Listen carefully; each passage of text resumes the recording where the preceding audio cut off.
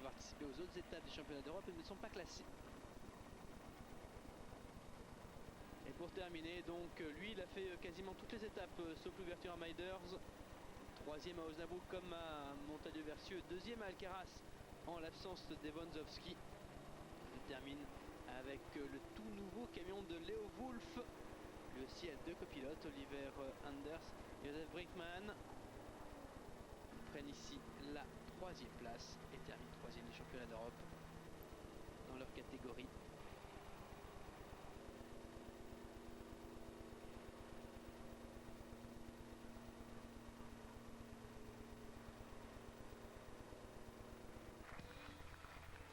Là, attention, on parle sérieux puisqu'on atteint les 17 tonnes en moyenne pour tous les camions.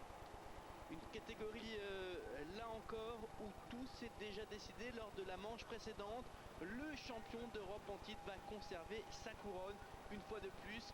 Vainqueur à Maiders comme à Alcaraz, malgré une manche française complètement ratée puisqu'ils ne vont prendre que la 6e place. Wim Kromschrer et Henk Alders conservent leur titre de champion d'Europe.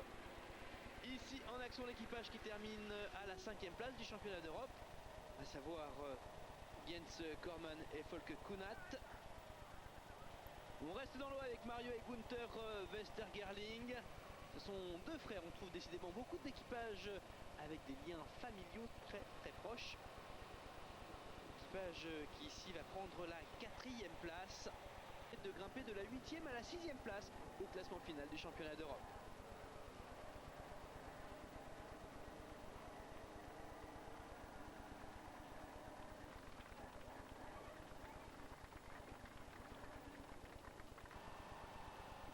Section numéro 15 à présent avec Heiko Weber et Grit Korman.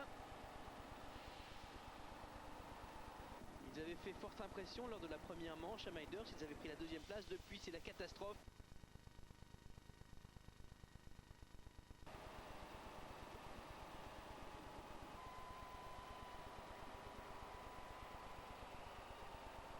On vous l'a dit, cette année beaucoup de copilotes se sont lancés.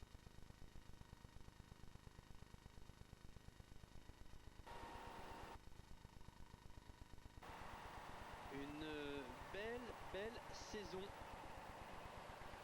2e à Alcaraz, 3e à Osnabrück. Il prend encore une fois la 3e place ici pour terminer avec la médaille de bronze dans ces championnats d'Europe en catégorie S5.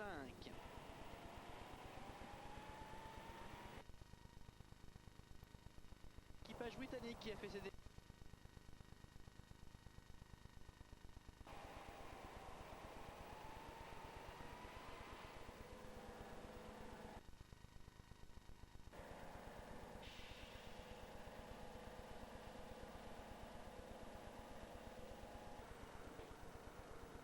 La même section avec Anton Alfers et Alexander Boudeux sur l'unique camion MAN dans cette catégorie S5.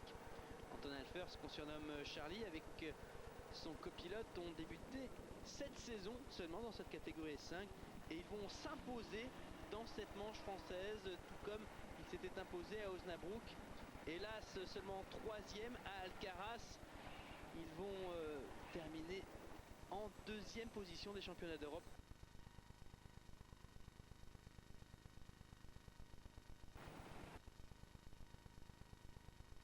Et le camion qui aura eu la meilleure...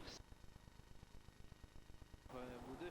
Non, avant l'équipage anglais, Neil Dainen et Nick Lanes. L'équipage anglais qui va avoir une saison bien moins bonne que celle de l'an dernier. 7e ici. Ils n'ont pas fait mieux cette saison qu'une 5e place à Alcaraz. Eux qui étaient 4e l'an dernier pour leur première participation. Ils terminent en 7e position.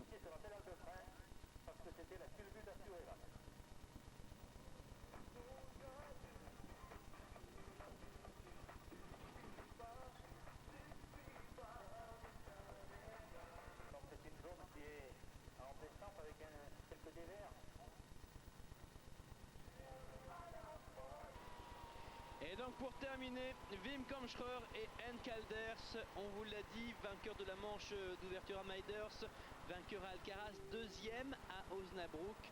Ici, qui vont carrément y aller tranquille, sans faire d'effort, de prendre que la 6e place. Il y a carrément certaines zones où ils ne vont pas aller, comme la zone numéro 15. Ils ne vont même pas prendre de risque de casser le camion. Leurs résultats précédents leur suffisent pour conserver leur titre. On vous l'a dit, seulement 3 champions d'Europe en titre ont conservé leur titre cette année. En catégorie S3, Frank Langenberg, Michel Flamme. En catégorie P2, Josef Wenger et Fritz Holub. Et dans cette catégorie S5, Wim Kamschreur et Henk Alders.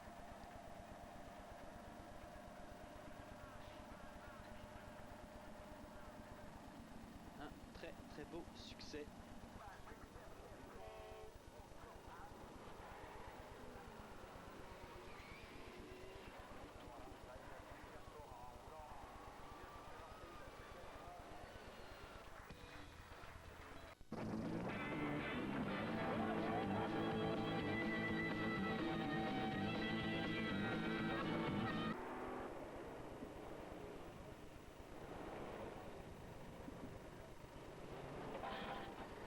Voici à présent une autre équipe allemande. Elle est composée d'Uwe Weder et Harry Schedauer. Équipage qui fait ses débuts ici dans la Coupe d'Europe de Triel Camion. Et qui va prendre la 5e place dans cette zone numéro 12. Le camion aura seulement 6 points de pénalité, ce qui est une belle performance. Je vous rappelle que sur chaque zone, les camions Art Müller associé à Iris Rebecca Urban qui ont choisi d'aborder un petit peu différemment les différents obstacles de cette zone numéro 12.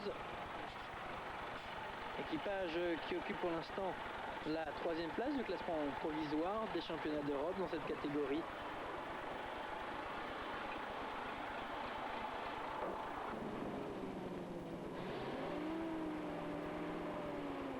Alors qu'ici, en action, Harald Winkler associé à Frank Rudiger.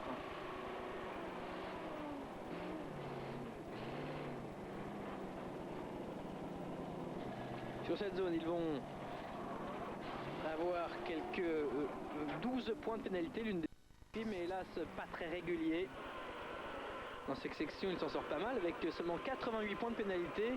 A noter que dans cette catégorie, le plus mauvais va marquer 370 points de pénalité. Cette zone numéro 4.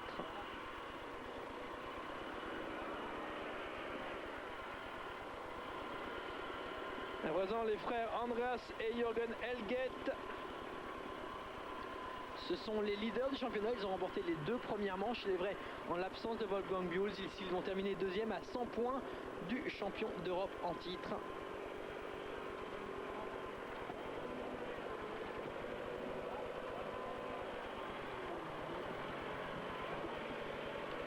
Je vous rappelle que depuis le début de la saison, c'est une compétition extraordinaire que nous pouvons suivre.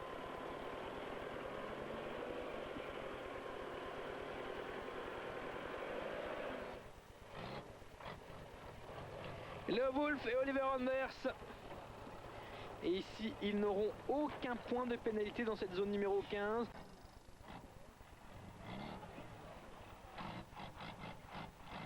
D'ailleurs, une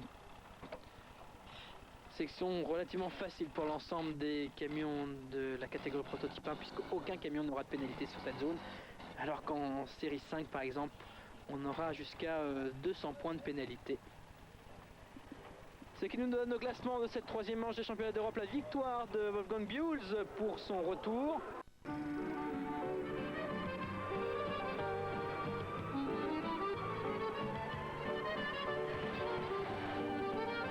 Classement provisoire de la Coupe d'Europe. Un nouveau venu sur le circuit du trial camion, il s'agit d'Elmer Wolfram associé de Christian Kesselbeck. Ils essayent d'un autre côté pour monter sur cette zone très sablonneuse de la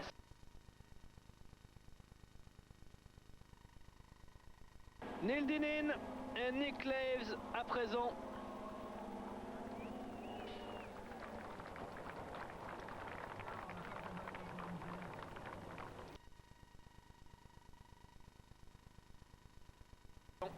Et ça va continuer ici puisqu'il va encore obtenir le sans faute.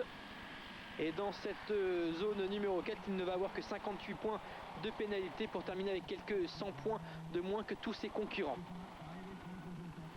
Sané Schulenburg associé à Sylvia Frank. Autre équipage néerlandais qu'on voit sans problème dans la zone numéro 4.